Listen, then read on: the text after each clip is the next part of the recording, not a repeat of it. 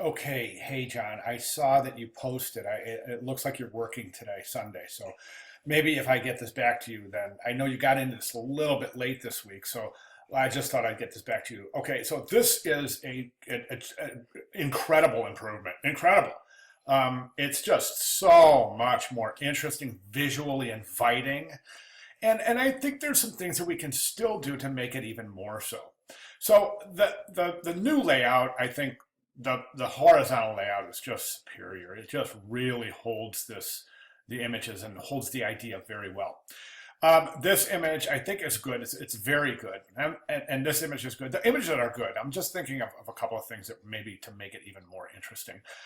This image to me kind of is it's kind of strange because it just looks like it's you got this great image over here, and you got these nice images here showing the features, and then you have this that's just kind of tucked away in a garage. And look how comparatively this would definitely need to be run through a Photoshop's layers or curves adjustment layer to bring up the contrast back into that image and maybe try to get it close to the contrast of these images, which are pretty good, consistent between these three. This one is just really washed out. I just think it's kind of a weird image. You got the water bottles there, and I know it's showing that you can fit that thing in a garage, that bike in a garage, and a fold away bike, and it's showing the size of how small it is. But think about this, okay? I'm thinking this, okay? Instead of this blocky image right here, which is, well, you got to admit, it's drawing a lot of weight right over there. It really is. I mean, the eye just kind of sinks right over there because of the weight of that.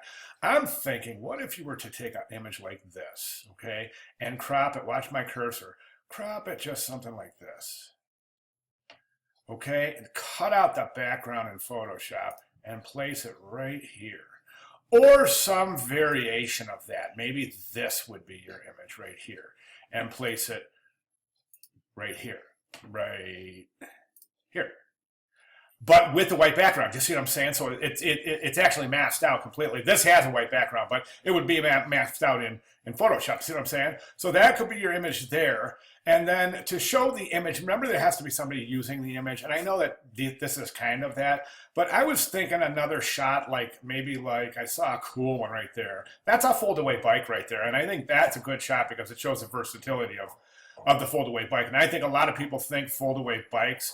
I think they think of this old guy right here from the 70s. I don't know if you remember that guy, but that was what we had back in the 70s. That was a fold-away bike, and they weighed about probably 70 pounds.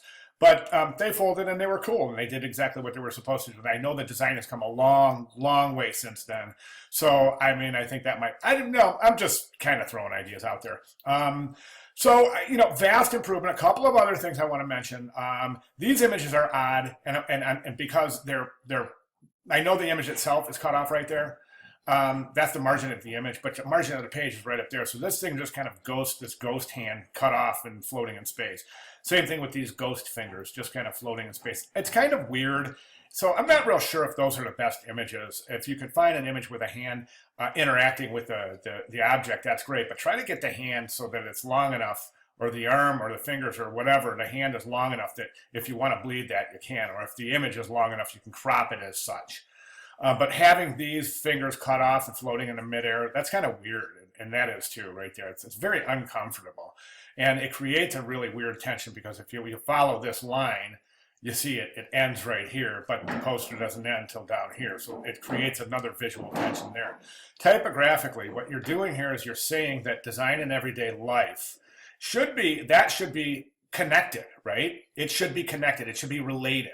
Right now, design in every day, in terms of proximity, is connected, while life, space-saving bike, is connected. And that's just by sheer virtue in the fact that you've got that on two different spaces. My recommendation would be design the actual design in everyday life. Design that and then use your subhead space-saving bike. So you would design your composition, then space-saving bike, then start your type. The type looks good. I think it's very airy. I like that it's not closed down because it almost resembles two things. It almost resembles the wide kerning letting. I'm sorry, the wide letting almost resembles streets. And that's cool. That's a really cool connection. And the fact that you're using a typeface that doesn't have a huge X height. I think that kind of gives this subtle indication that it's like kind of this hybrid off-road bike too, which I think most of them are. So anyway, that said, good drop cap. I think that your rags, watch your rags, you're forming patterns. Here's a wave right here. Whoop.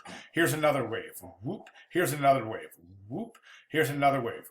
Whoop. You see that? So you don't want that in your type. You want your rags to kind of long, short, long, short, long, short, so that you kind of don't notice. Not long and really short and long, just kind of like, so you can't really even notice. So these, those little patterns, wavy things, you wouldn't want those. All right. So good job. Awesome. Loving it. Love it. The second iteration is just really awesome. Great improvement. All right. I'm right here. If you have any questions, let me know, John. Good job.